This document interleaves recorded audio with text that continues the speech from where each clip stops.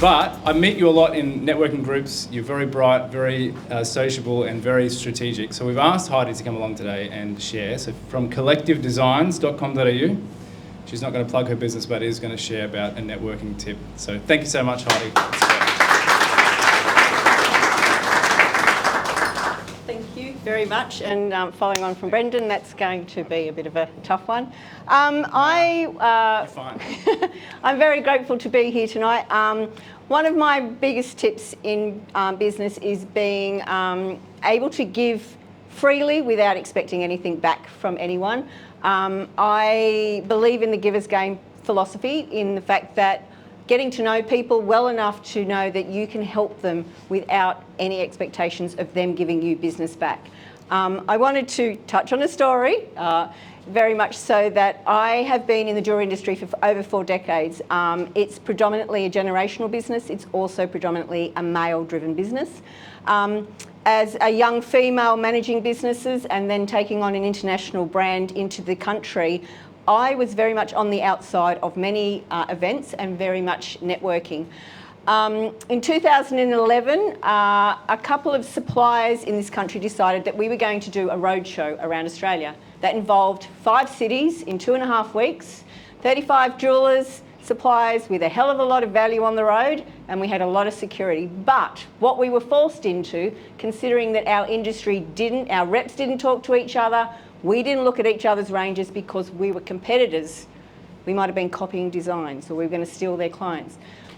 What we ended up doing was being stuck in hotels, stuck in restaurants, and getting to know our fellow people in the industry. So I worked for a company called Mark Milton. It was a UK company. The biggest supplier in Australia at the time was Mark McCaskill. We sold the same product. There's no way that I would ever walk up to his table and look at his range. I wouldn't even talk to him. We got stuck in a hotel together with other people. Sorry, not with just him. But I got to understand his why he was in the jewellery industry. He got to understand mine. And in the end, we ended up 35 suppliers after the first year. We became this great unit of suppliers that referred each other. So there's a hell of a lot of suppliers in this country. There's a hell of a lot of international people coming to our country for jewellery wholesaling. And these people became my lifeblood. I came from a retail background. I moved up here 24 years ago with a baby. And 7 months later, I was no way I was going to be a stay-at-home mum, and I went back out into the business, but I went into a wholesale industry. I had no one to ask about how to pay for a rep, what a rep needed to do, what I needed to put in place, because our industry didn't talk. So what I take away from networking is that you get to know your competitor, you get to know your people on a personal. You build those relationships.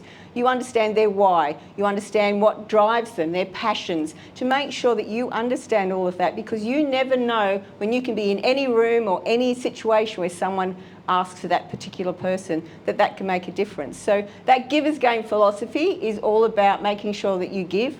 I know that one of my skills is connecting people, because I love talking and I love understanding and listening to people's stories. That listening to understand what they are different, what their point of difference is, and what makes them special is what you need to remember. And as Brendan will always sell, and many of you in this room, is stories do sell and are memorable to you. I am a proud BNI member, and every time I go to Newcastle, everyone goes, "You're the jewellery lady." That's the only thing they ever remember about me. No idea that I actually grew up in Newcastle. They just know me as the jewellery lady. So my biggest tip would be to make sure you build those relationships, because what you can give your fellow competitors, but even other people in any networking event, can actually help you grow in your confidence, but you'll be remembered as that person. So yeah, I love what I do, but I also love networking. I'm involved with this networking. I do the Women's in Business, the CBWN, I've occasionally gone to the SBWN, and of course BNI. We meet on Thursdays over here. Well, no, we're moving to Gosford Yacht Club, Sailing Club. But if anyone is interested, if you haven't been to BNI, we love it. We are looking at launching a second chapter. So if you are interested, let me know. But thank you very much for listening to me, and I'm grateful for the opportunity.